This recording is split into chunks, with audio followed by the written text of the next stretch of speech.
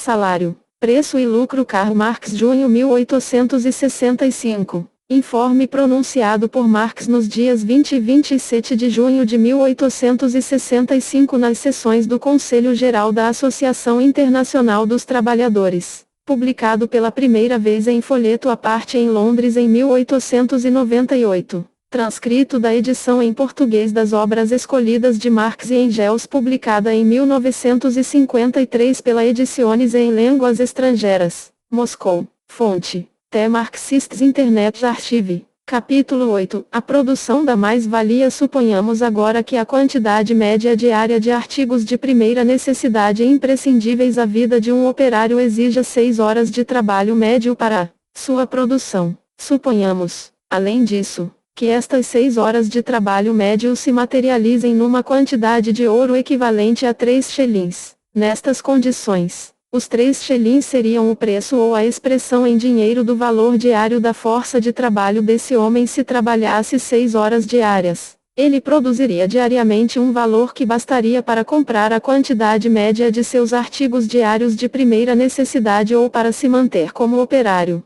Mas o nosso homem é um obreiro assalariado. Portanto, precisa vender a sua força de trabalho a um capitalista. Se a vende por 3 shillings diários, ou por 18 semanais, vende-a pelo seu valor. Vamos supor que se trata de um fiandeiro, trabalhando 6 horas por dia. Incorporará ao algodão, diariamente, um valor de 3 shillings. Este valor diariamente incorporado por ele representaria um equivalente exato do salário, ou preço de sua força de trabalho, que recebe cada dia. Mas neste caso não iria para o capitalista nenhuma mais-valia ou sobreproduto algum. É aqui então que tropeçamos com a verdadeira dificuldade. Ao comprar a força de trabalho do operário e ao pagá-la pelo seu valor, o capitalista adquire, como qualquer outro comprador, o direito de consumir ou usar a mercadoria comprada. A força de trabalho de um homem é consumida, ou usada, fazendo-o trabalhar, assim como se consome ou se usa urna máquina fazendo-a funcionar.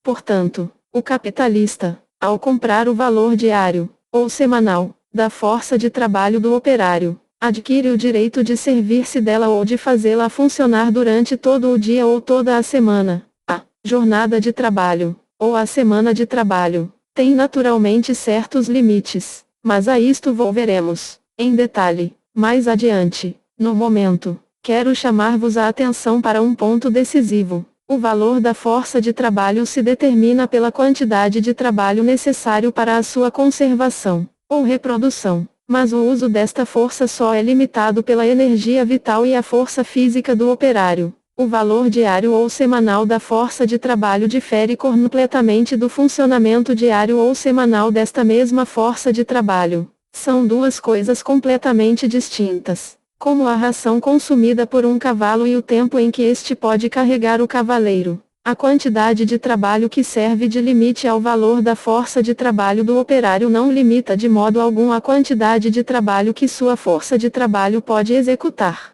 Tomemos o exemplo do nosso fiandeiro. Vimos que, para recompor diariamente a sua força de trabalho, este fiandeiro precisava reproduzir um valor diário de 3 shillings, o que realizava com um trabalho diário de 6 horas. Isto, porém, não lhe tira a capacidade de trabalhar 10 ou 12 horas e mais, diariamente. Mas o capitalista, ao pagar o valor diário ou semanal da força de trabalho do fiandeiro, adquire o direito de usá-la durante todo o dia ou toda a semana. Falo-a a trabalhar, portanto, digamos, 12 horas diárias, quer dizer além das 6 horas necessárias para recompor o seu salário, ou o valor de sua força de trabalho, terá de trabalhar outras 6 horas. Aqui chamarei horas de sobretrabalho, e este sobretrabalho irá traduzir-se em uma mais-valia e em um sobreproduto. Se, por exemplo, nosso fiandeiro, com o seu trabalho diário de 6 horas, acrescenta ao algodão um valor de 3 shillings, valor que constitui um equivalente exato de seu salário,